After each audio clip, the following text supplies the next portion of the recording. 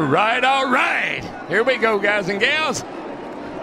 And boogity, boogity, boogity. Let's go racing, drivers. Hitting the recording now on my phone because stuff isn't working right now. So if you're listening on YouTube or Spotify, hello now. We're on episode 8 of season 3. Of season 3. So that's an intro. Ethan, I know you're going to be doing something cool next week, so you won't be here. Do you want to tell the people what you're going to be doing next week? I will be in Kansas City, or I think actually during the hours of the show, I think I'll be on a plane. Maybe I'll already be in Kansas City. Either way, I am flying to Kansas City to cover the Big 12 Women's Basketball Tournament for the Walter Cronkite Sports Network. So, yeah, that's pretty cool. And so for the first time in our 3 seasons, one of us will be missing a show. Almost happened earlier, but we were able to get around that. Not quite going to be able to happen this time. So, Andrew, I don't know what your plans are for that show, but hey, stay tuned, everyone. Something interesting, potentially. We'll figure out here. ASU #1 in innovation, Loose Wheel show, unofficially #1 in innovation on Blaze Radio. That was an award I just gave to ourselves here just now. So we will gladly take that award and accept the unofficial. Andrew, right now you're that meme of Obama putting the medal around himself. That's just you right now. That's just you. Anyway, enough about that. Let's get into the reviews. And Atlanta now happened, for another last drafting week's track, race 2 reviews. weeks in a row. We get drafting tracks because NASCAR doesn't know how to spread its drafting tracks out. So yay! Why did that yay sound not so yay? Because it's not so yay. Truck Series. The great truck driver Kyle Busch won an Xfinity Series. Austin Hill won to no surprise, but something interesting happened. We'll talk about this later. In terms of consistency, is they wrecked fairly bad on the last lap, and NASCAR let them race back to the line. So we'll talk about it later. But for the Cup Series, multi-ride racing was prevalent throughout. Austin Cindric led, and then we had train racing mixed with multi-lane racing to start the race in Stage 1. And then Barry led and then won Stage 1. Stage 2 is a little bit more interesting. With this point, there's going to be no more train racing, so it's multi-groove racing throughout. Sometimes you saw guys at the top, sometimes you saw guys running the bottom in terms of which lane was best. So that was really interesting to see throughout the race. A lot better race than Daytona. You had Logano led, and then Ty Dillon had a spin. Logano, and then Todd Gilliland's now in the 34. That's taking some getting used to. And then Eric Jones spun after contact with Chris Buescher. Then you had Gilliland and Logano lead, and then Gilliland blew a tire, and then Bowman and Logano led.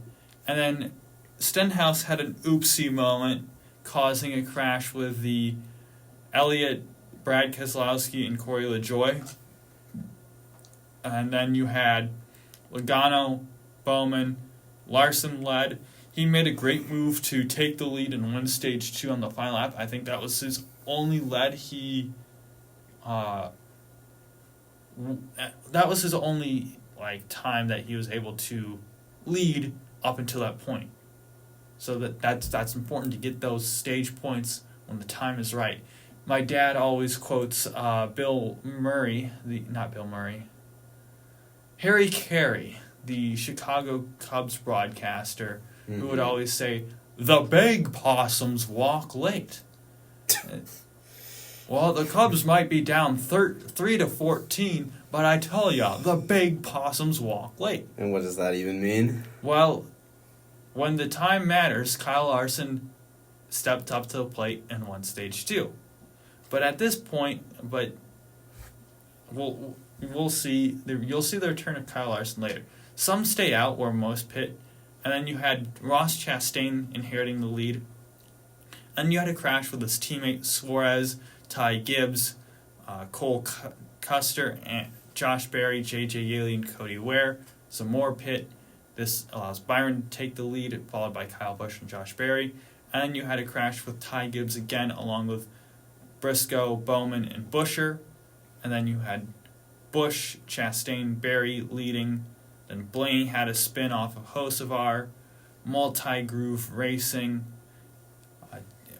Then you had a good batch of leaders. You had Berry, Chastain, Larson, Hocevar, Cindric, Bell, and I have Larson here twice. I don't know why, but that's a point. And then late in the race, Larson put Cindric in the wall, causing Cindric and the 24 William Byron to wreck. So that was interesting to see. Just Larson seemed to, basically he cleared himself into Cindric, and Cindric was there. So that was on Larson. And coming into overtime, Larson leads, but there was a crash between Preece, Berry, Haley, Logano, the one of Chastain, and Shane Van Gisbergen.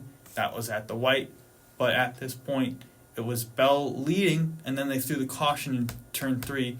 Chastain was having a run. Not Chastain. Hocevar was having a run when the caution came out. So that was interesting. So the Chicken Award, Ethan, yes, goes to NASCAR, because I'm going to let's rewind back to the clash. NASCAR throws the caution coming to the checkered flag in the trial. Mm-hmm. Daytona 500, NASCAR doesn't throw the caution on the backstretch. Yeah. The Xfinity race Atlanta, NASCAR doesn't throw the caution on the backstretch and then says it made a mistake by not throwing the caution. And then NASCAR, in turn 3, throws the caution. So, if you look at those 4 situations, they're all borderline calls. You say, okay, that they can go either way. But NASCAR's being so inconsistent is that 1 week further up the track is a caution, and the next week you go backwards on the track, and that's not a caution. Well, there's no consistency. There's no consistency. Like. That's the problem, Ethan. And so the lack of consistency gets NASCAR officiating the Chicken Award. They're just not being consistent. If NASCAR were to say, okay, we're going to race them all back to the line after a certain point, or whatever, I'd be fine with that. NASCAR said, okay, if there's a caution we think we need to throw on the last lap all across the board, I'd be fine with that too. But NASCAR going back and forth, that's the problem. You can't have two sides of the same coin. You either pick a side and stick to it. I don't care which side you pick. But pick a side, pick a clear line, so the drivers know, the fans know, everyone knows. And the lack of no one knowing. Carson Hocevar, after the race, said, I didn't know we weren't racing back to the line. So when your drivers aren't even knowing what you're going to do, that's an issue.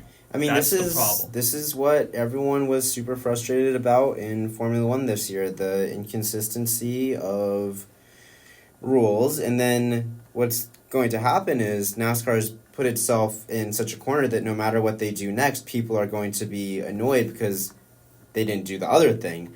And that's what you open the door to when you do all this changes of just simply not following precedent. They're not following precedent. They're making things up as they go.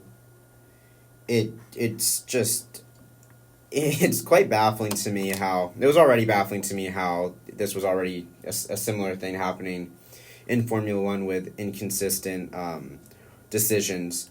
But the fact that two of the biggest motorsport series on the planet are both struggling with something as simple as following their own rules, creating their own rules that they then follow up on. Andrew, that's just quite baffling. The thing is, there's no real clear rule for So NASCAR. create one.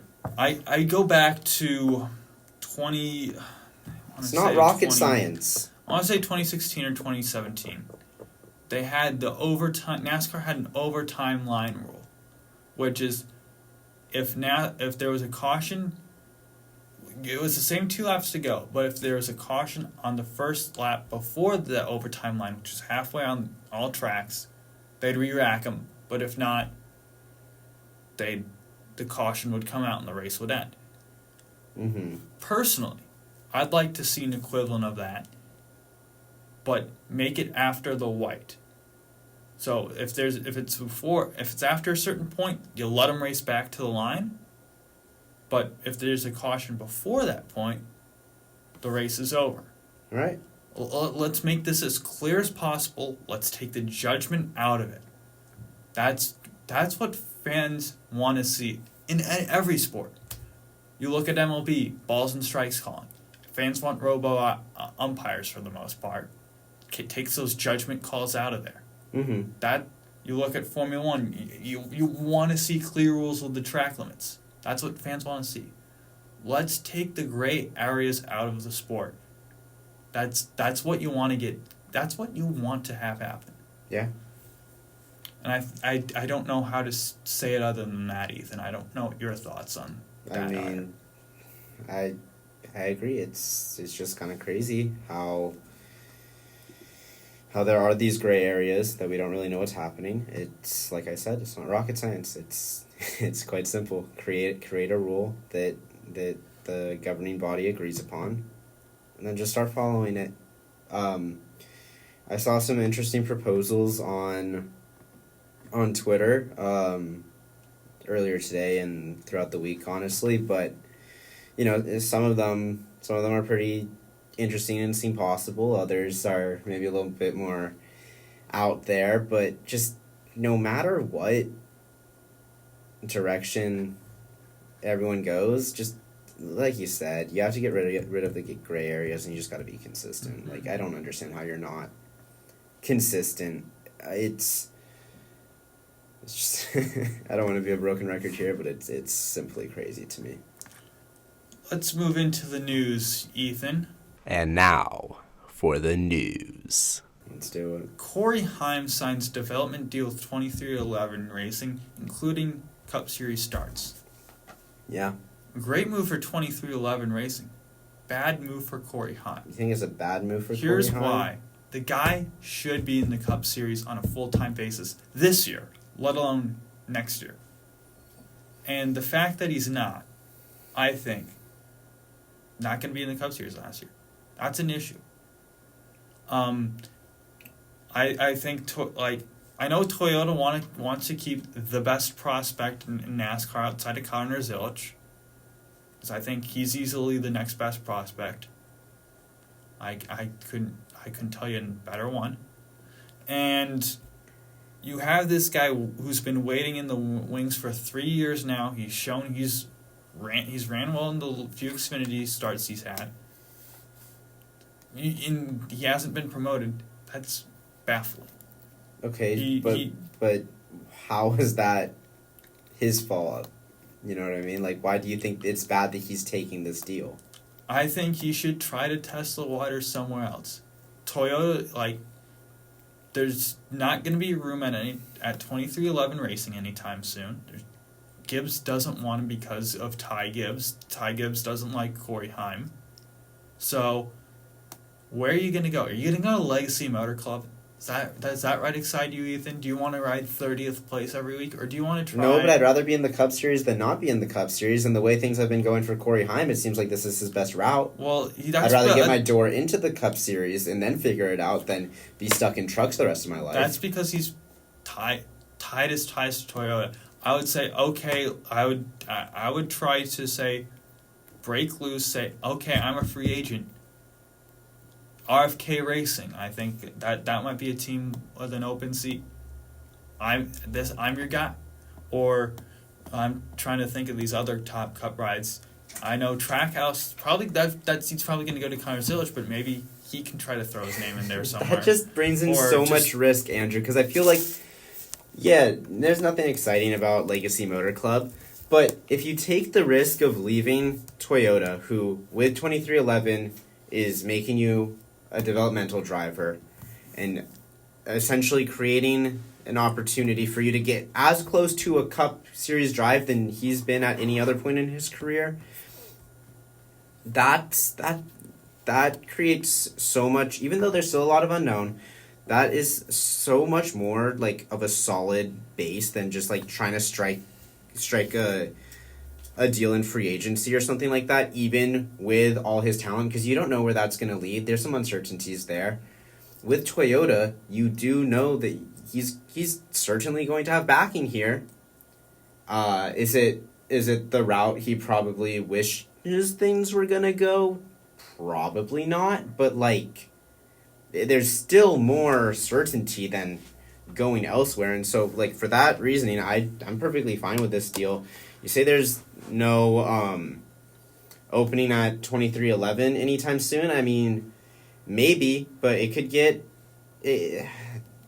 things shake out weirdly in sports, and NASCAR is no exception.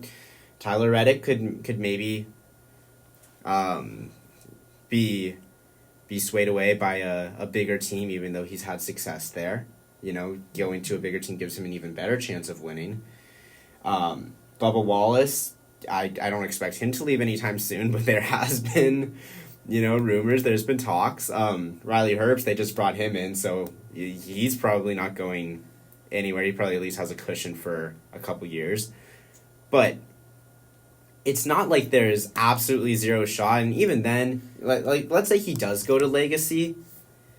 If he outdrives that car, that puts him in positions to get better rides. The only issue there is that if he doesn't, then maybe he gets thrown to the wayside. But if he doesn't get into the Cup Series anyway, he eventually will be not forgotten about, but it's not going to be a priority anymore for teams to be like, oh, let's get Corey Heim into the Cup Series. Because right now, you're calling him the number 2 prospect? Fine. How long until another shiny new driver comes along and Corey Heim gets thrown to the wayside by teams? I don't know. It would have to be someone setting the world on fire, But that's the thing that could happen. It's uncertainty. This is the most certain pathway. I would find it hard to believe that there wouldn't be a Cup team that's not Toyota that wouldn't come knocking on his door. There's probably going to be plenty of rides available. If I'm Front Row Motorsports, for instance, I'd be calling him. Who knows? But we don't know if they are. Yeah, I know. It's not a terrible move, but he's already basically been a Toyota development driver for running trucks full time, 2 years. He's already had 2 full-time years. That's a long time to not be elevated to anything. To me, that's kind of concerning. Moving on to the other piece of NASCAR news. Joe Gibbs Racing's number 19 Cup entry hit with huge penalties for Daytona technical infraction, modifying a single source part, which was the spoiler. They messed with bolts. 100-point penalty. So you, the listener, whoever is listening to this, has more points than Chase Briscoe right now. So that's going to be a huge hold and get themselves out of. Right now they are, I want to say, they were negative 67, I believe, coming into Atlanta, and now the team is at negative 51. Impressive. So they are a long ways away to get themselves out of the hole. 51 points, 52 points below the nearest driver, And then if you go all the way to the playoffs, they're basically, I want to say, not quite 100 points out behind Chris Buescher. Yeah, I believe, yeah, that's 98 points behind the chase, or the playoffs, 2 races in. That's a lot of ground to make up over 24 races. So, that's going to be an uphill battle for them. I think they'll have to win their way in. And that's just up to 16th place driver, Ethan. Because if you get up to 16th points, that's not a guarantee you'll make the playoffs. Because there's going to be winners below that line. Yeah. It's happened pretty much every year. So are we thinking that he's got to win to get in? I think so at this point. And the guy is capable. He's won in a Stewart-Haas racing car twice. And this isn't glory Stewart-Haas racing. It's dying Stewart-Haas racing. He won the Phoenix race when they're on their descent, and then he won that Darlington race in their 11th to last race. So the guy's clearly talented. He's got the talent to do it. Just will he find a way? That's the question that we'll have to find out. Moving over to your F1 news, Ethan. F1 testing. Yes, F1 testing. What do you got to say about that? Well, it's starting tomorrow at Bahrain. 3 days of testing as per usual. I don't think they did the weird closed doors testing this year that they did last year before the actual preseason testing. Because if you remember last year, they were like, "Oh yeah, we're testing in." I think it was Spain. We're testing in Barcelona. But then that's closed doors. No one can view that, and then we're doing actual testing in Bahrain. So the actual testing is still happening, of course. I don't think they did that weird preseason stuff. But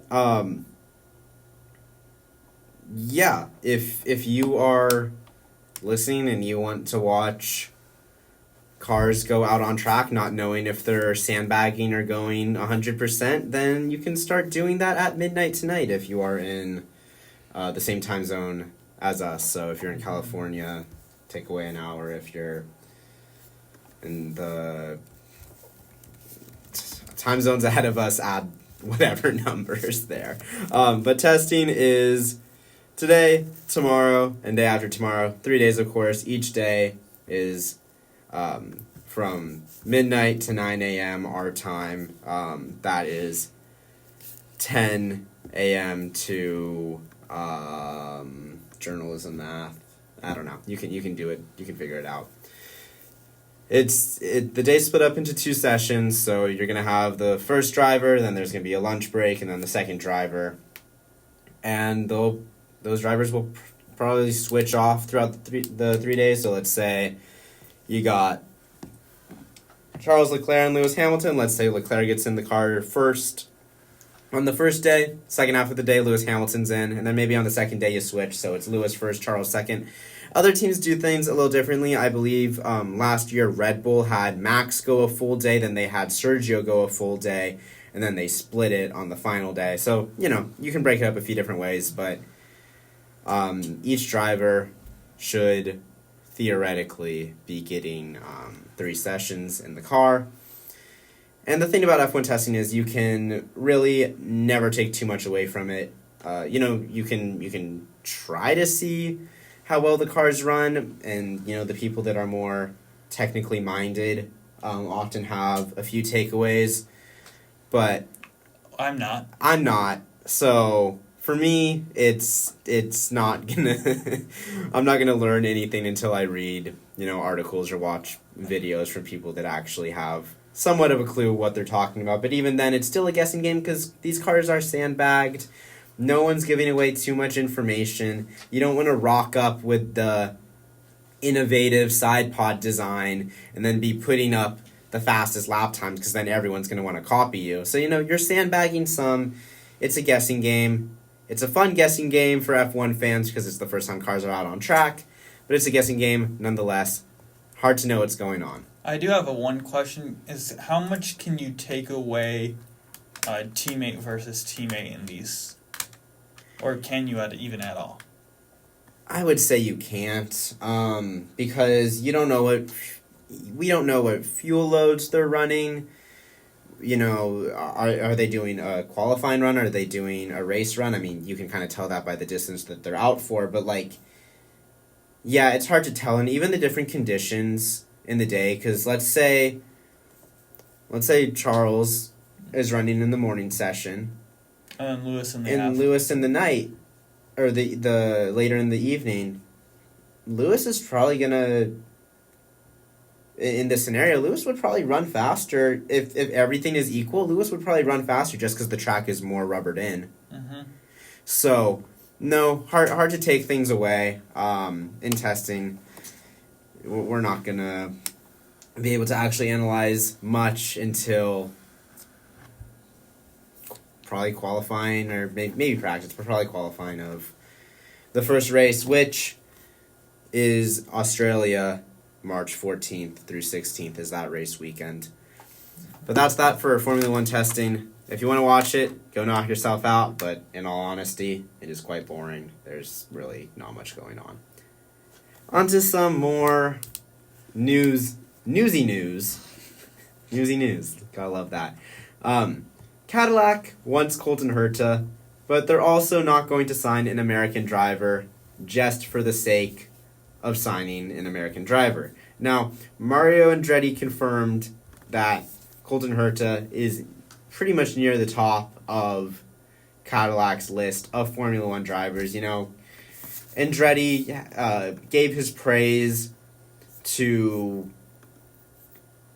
Herta, as have many people, and we know that Andretti has wanted Herta in Formula One for a while now. He specifically was talking about how he tested with McLaren at Portimao. I don't remember exactly when that was, but he was saying how Andrea Stella, the team principal of McLaren, was really impressed with his running in that test, which, again, it's a test, and I just went on about how you can't really take much away from testing. But Andrea Stella is a team principal. If he's impressed, then that is something to take note of. That's an instance where you can take something away from testing. So he is definitely an option there.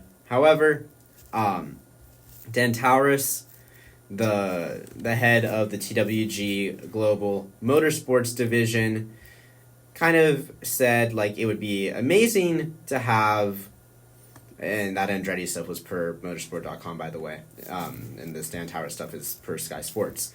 Dan Taurus was basically saying that, they would love to have an American driver, but they're just not going to take an American driver just to take an American driver, which makes perfect sense, Andrew. Obviously there is commercial value and all that in having an American driver, and Colton Herta, I think we both agree, has the talent for Formula One. But there are other drivers that also have that talent, and you want to evaluate them all equally based on that. You don't want to just say that Colton has a leg up because he's American. So they're going to do whatever process that they think is best and all that. And Dan Taurus was basically saying how, they want to have at least one experienced driver, which to me sounds more like a Formula One veteran, which Colton Herta is not.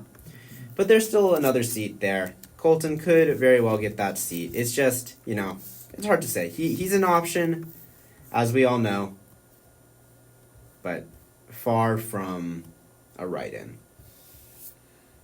Yeah. That's that.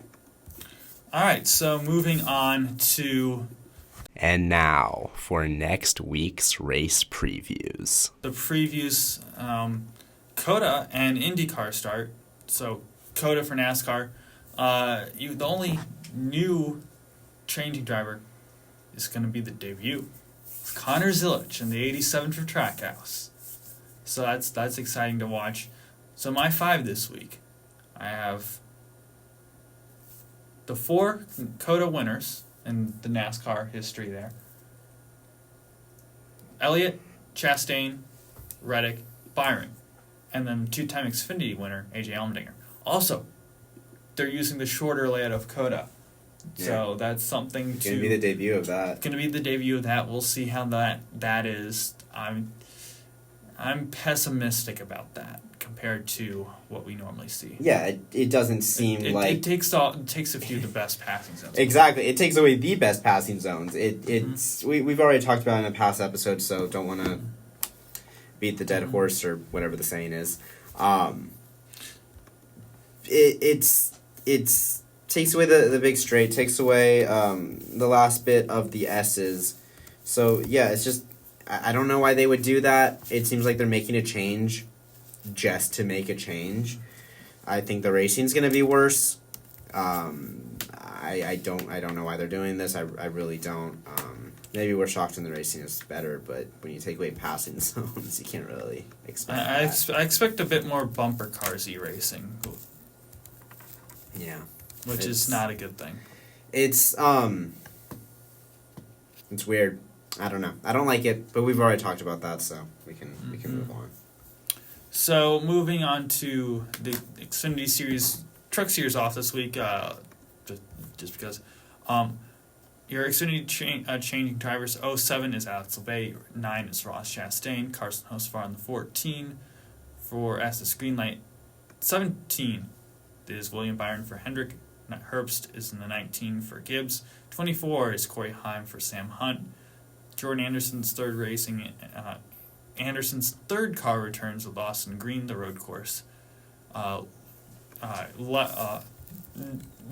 Noted road course ace. Joey Gase entries this week: 53 Sage Karam, 35. Bear with me here. Baltazar Laguzaman, I think it's pronounced. Not a Spanish speaker of this is the Argentinian guy. So we'll see how he does. Where is he on this document? On the previous COTA, I have him highlighted. Oh my, that is a name. Baltazar Leguizamon. Something like that. 45 is Brad Perez for Alpha Prime. 50 for Pardis Racing is Preston Pardis. 70 for Cope Family Racing is Thomas Annunziata. 91 for DGM with Jesse Wuji is Josh Balicki. Moving over to St. Pete, same layout there for IndyCar. Going to go over the changing drivers real quick. 4 for Foyt is David Malukas. Kiffin Simpson moves over for the 8 for Ganassi. Dale Coyne Racing's 2 entries are now Venus VK in the 18, Jacob Abel in the 51. Ed Carpenter, ECR now, not Ed Carpenter Racing. They'll do their rebrand. Their 2 entries are Alexander Rossi in the 20, Christian Rasmussen in 21. Ray Hall's second and third entries are Devlin D. Francesco in the 30, 45 is Louis Foster. 7 now is Christian Lundgaard for Aaron McLaren. 66 is for Shank is Marcus Armstrong. 77 for Hooncoast is Stingray Robb. 83 and 90 for Prema Racing, new team Robert Schwartzman, Callum Ilott. The 5 there for St. Petersburg Street Circuit. I'm going to go, I have 3-time winner Joseph Newgarden there, 2-time winner Will Power, Scott McLaughlin as well. And then I also went with Colton Herta and Pato O'Ward. Honorable mentions are Graham Rahal and Marcus Ericsson, who have won there. NXT, you have a lot of drivers changing, so bear with me here. Sebastian Murray in the 2 for Andretti Cape. Ricardo Escato in the 3 for Andretti Cape. Tommy Smith, 16 for HMD. 17, Callum Hedge for Able Motorsports. Nikita Johnson, 18 for HMD. Sophia Flores in the 24 for HMD. Lockie Hughes in the 26 for Andretti. Salvador de Alba in the 27 for Andretti. 28 for Andretti, Dennis Hauger. Number 30 for HMD is Liam Skeets. Haley Deegan in the number 38 for HMD. Number 39 for HMD, Bryce Arone. And number 48 Jordan missing for Abel. So now, Ethan, it's time for the pick points. Well, do we want to what? Do we want to talk a little bit more about the We'll IndyCar go season as a points. whole? Pick points first? Pick points first. Okay, let's do it. And now for next week's race picks. All right. So last week, a lot of people taking points this week. Truck Series, Ethan and I both got the 5 points for picking Kyle Busch. We all got 5 points for picking Austin Hill. And Ryan Blaney beat out Joey Logano, who was my pick and the guest pick. I mean, Joey Logano was the fastest, but didn't come away. Fastest don't always win. Didn't Ethan. come away. So hey, I'm happy about it. I'm not complaining. Yeah. So my pick for Indy next is a guy who I think could be breaking out for Indy next this year, Miles Rowe, in his second year. I think that's an interesting pick there. And Morgan Tremmel, guest pick this week. Who did he pick? Morgan, he picked, give me a second here, I'm bouncing between tabs, is James Rowe because he's Irish and returning. I'm also taking a returner. I am taking the Brazilian Caio Collet. He was, I want to say, the highest finishing rookie last season. Yes, so he was Rookie of the Year, I believe. Yeah, so I think that sets you up pretty well for a good year, too. And until we kind of know who exactly is running well in this second year, or in this year, I will take the second year Caio Collet. For me, I for the main race, IndyCar, I'm going to take Pato O'Ward. Won there last year. I feel there's about 3 different guys I wanted to pick. You know. Yeah. Interestingly enough, that I didn't mention in the preview, Scott Dixon, great race car driver, hasn't won here, so not really his race to go. Guest this week picking Alexander Rossi. Yeah, I went with Scott McLaughlin, who That's a good pick. is a previous winner there. After this weekend, it will be 4 years ago. That he 4 years ago, where he won or made his debut. Where he won. Which also is just like, wow, he's been in IndyCar for a minute now. So he did win that 2022 race. 2023 finished 13th, and then 2024. 2022 is 3 years ago, right? Yeah, but I'm saying after 2025 it'll. I mean, 3 races ago, but. Okay. You see what I mean? I see what you mean. Okay. He would have finished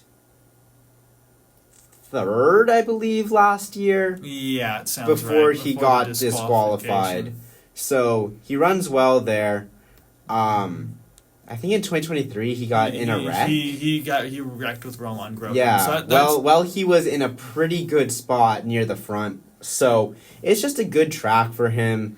Gonna back him there, and I think this could just end up being a really big season for him. Like, ever since his rookie season where he finished 14th, he's finished 4th, 3rd, and 3rd, and a win sets him up well for the rest of the season. We'll talk more about it later. It's gonna be hard to beat Alex Palou, but Scott McLaughlin has got one of the best chances outside of Palou. For Xfinity Dakota, we're all going the same driver, Connor Zilic, which kind of surprised me. Is you've got William Byron in the race, you've got a lot of these. You don't have SVG or Allmendinger this year, which opens up the field for a lot of these guys. But Connor Zilic coming in, road racing's his background, and we've all sung the praises well. Hey, my thought process here is just, if it's his first win, I can't be wrong on that. I can't let you and Morgan get get all the glory if it's his first win, and I say it isn't. Cup, I'm going with the guy who won the first time the first race, which was the monsoon race at COTA, Chase Elliott. Mm-hmm. And I'll let you explain your pick and the guest pick, and I'll tell you why I don't love that pick. Okay, fair enough. I was actually going to take Mr. Elliott, but I knew that you were going to take Chase Elliott before I even opened up the pick points doc to enter in my actual pick. So I decided, although we are all picking Zilich, I want to be a little bit of a contrarian from you in at least, the main NASCAR category. So I did go with someone else. I went with Shane Van Gisbergen, who has done amazing on road courses ever since coming to NASCAR. Of course, that is his kind of his background, coming from Australia, where he was, just an absolute legend of the V8 Supercars series, and all the what's the thing called over there? Bathurst and the touring car championships and all that stuff. He's very, very good on road courses, has tons of experience with that, of course. Coming over to NASCAR, his first win was the Chicago Street Circuit. Finished second at Watkins Glen in 2024. That was a race that he could have won. Won the Xfinity race at Sonoma, won the Xfinity race at the Chicago Street Circuit last year, won the Portland race. I mean, just on and on. This guy is great on road courses. And there's a lot of other Cup Series drivers who are very good on road courses. But I think Van Gisbergen is just as good, if not better, than any of them. Oh. I think he is. Where the I don't know Jim comes in is specifically in the NASCAR car, because that's a completely different beast. I think, you obviously put all the drivers in one of those touring cars that he's used to driving in, and he'll destroy them all. But you put him in a NASCAR, and now there's more of a question, because even though it's a different discipline, those guys race those cars way more than he has.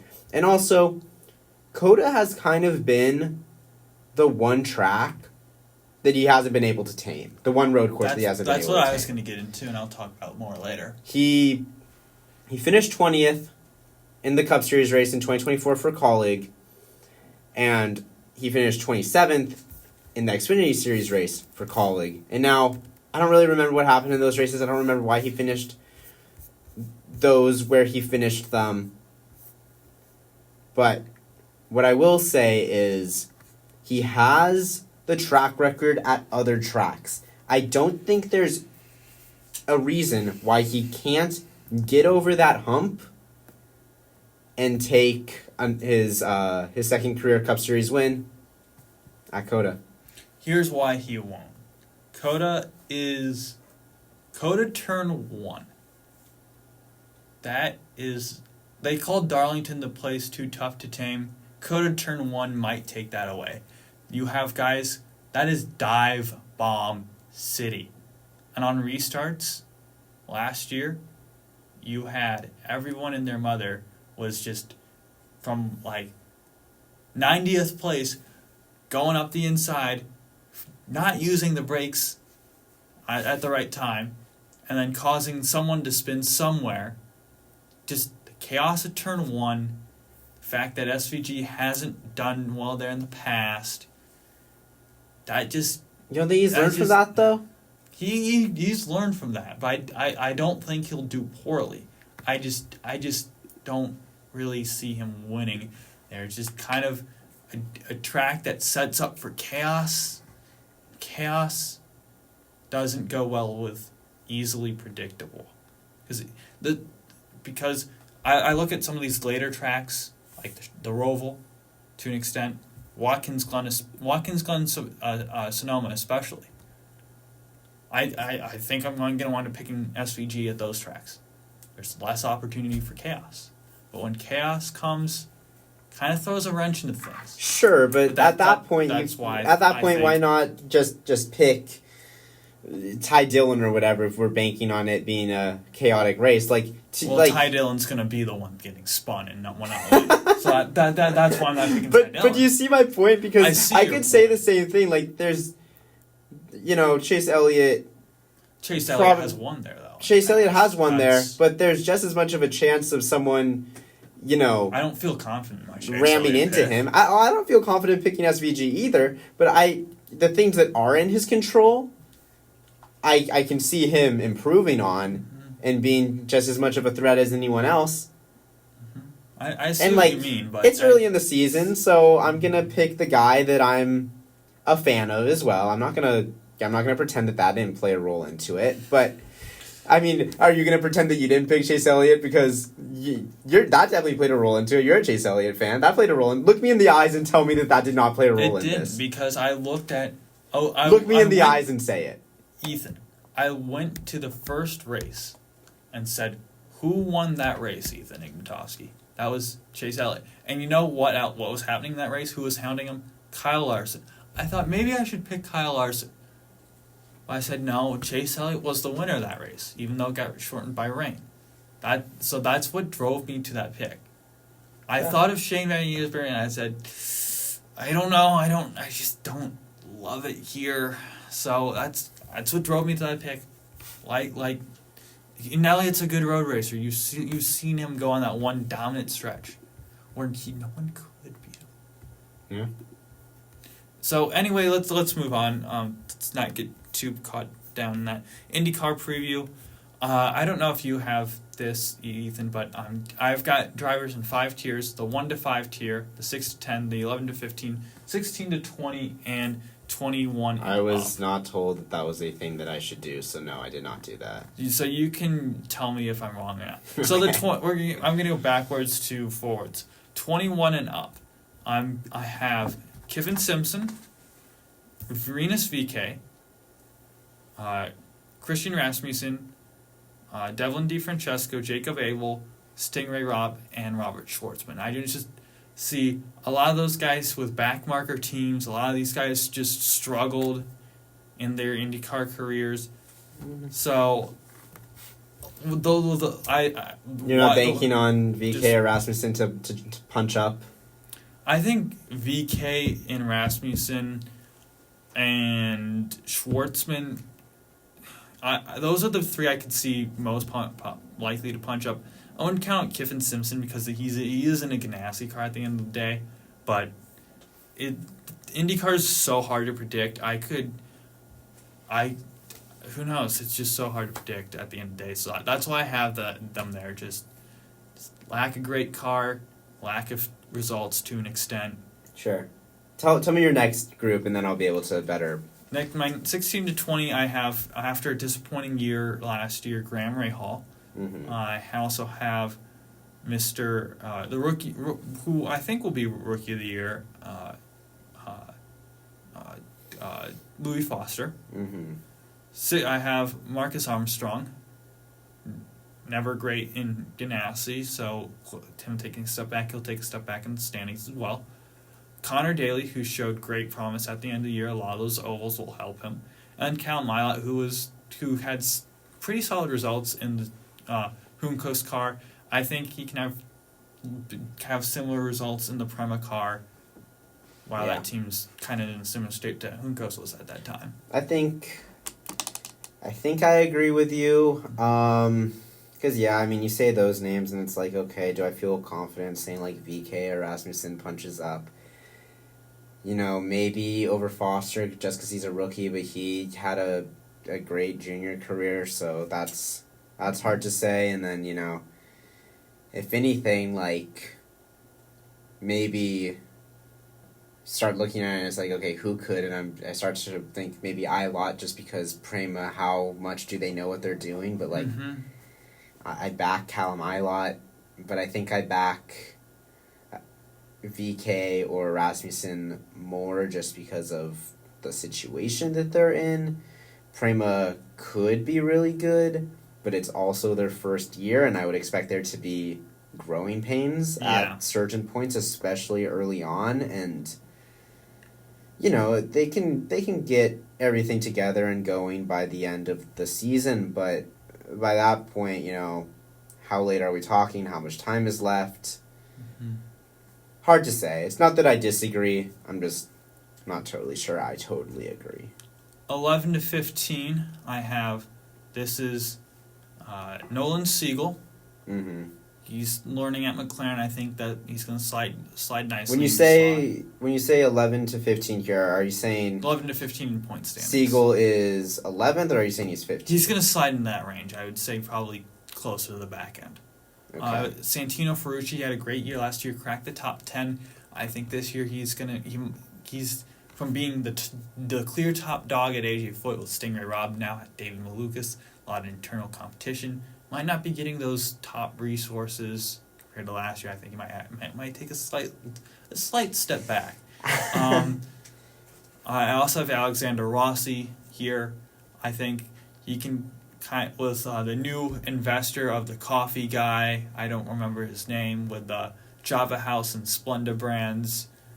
That might help that team to be a little bit faster, and I think he can slide up. Rossi can slide up to where VK was doing and maybe improve it. Have that team take a small step forward. I also have Marcus Ericsson. I think he might be in for another disappointing year. This IndyCar. If you say a few years ago, you might say, "Oh, Marcus Ericsson, he could be fighting for a championship." Yeah. Now he's not. That just shows the IndyCar how tight the IndyCar grid is. And I think this last guy, I think you can easily see him in the top 10. I just don't, because, like I said, Felix Rosenqvist. Mm-hmm.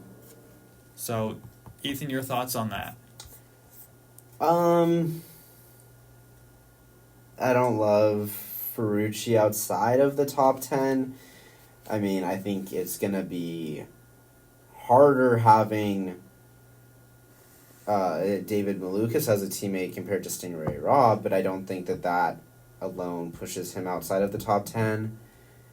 I think he's probably still in the top 10, or at the very least, he's, closer to that 11th or 12th and further from that 13th, 14th, 15th. Beyond that, yeah, sure. I'm not gonna nitpick too much. 6 through 10, I'm gonna have this guy 10th, David Malukas. I think that he's gonna pair well with Foyt and do better than Ferrucci this year. So I don't. Like I said, I think Ferrucci wound up finishing 9th last year, maybe 8th if I remember correctly. I think he finished 8th. But regardless, I don't think. Which is why I don't think he really falls outside even with David Malukas. I think both those guys can get in the top 10. I think.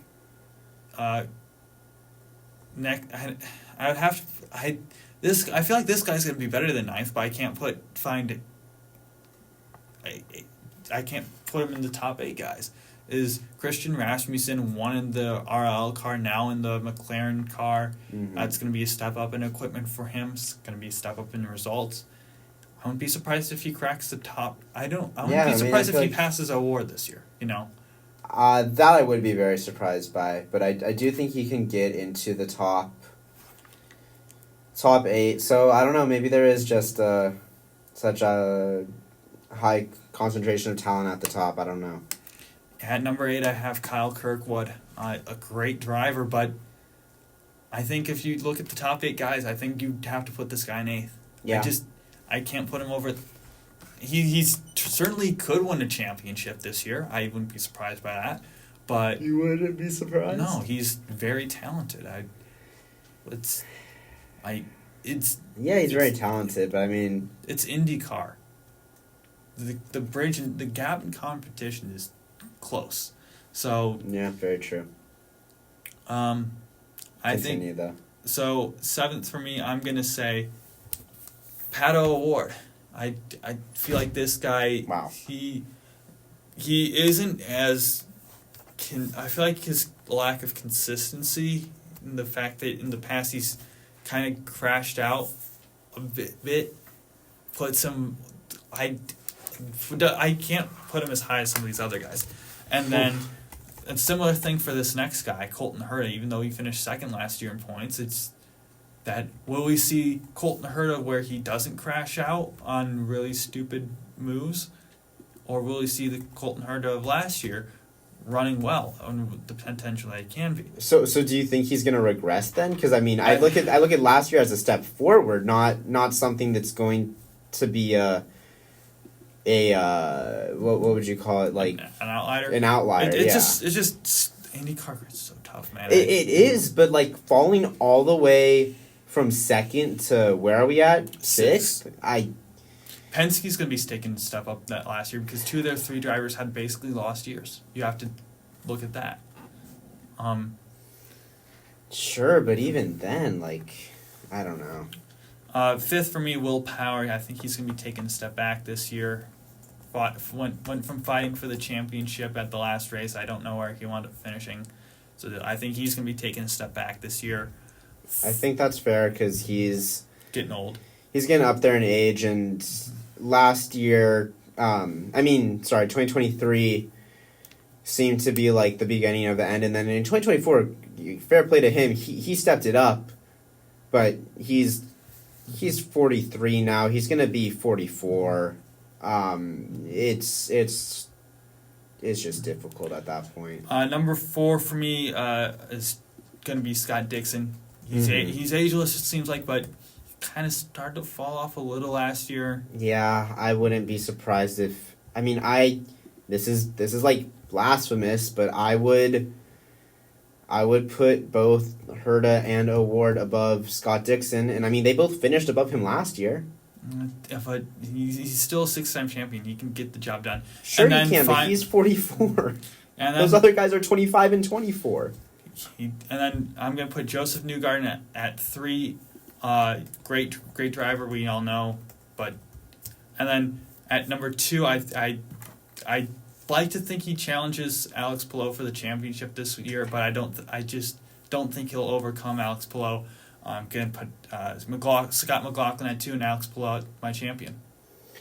I'm gonna have Palou, Scott, so same top 2. Joseph Newgarden at 3, so same top 3, and then I'm gonna have Herta and O'Ward. All right, thank you for tuning into this Loose Wheel episode, Season 3, Episode 8. Stay tuned for more great Blaze programming through the night. Goodbye. See ya. To me, it looked like he actually lost the wheel. The wheel for Ross Chastain is still and perfect. Wheel on the track. Did you leave the wheel loose? You picked a fine time to leave me loose, wheel.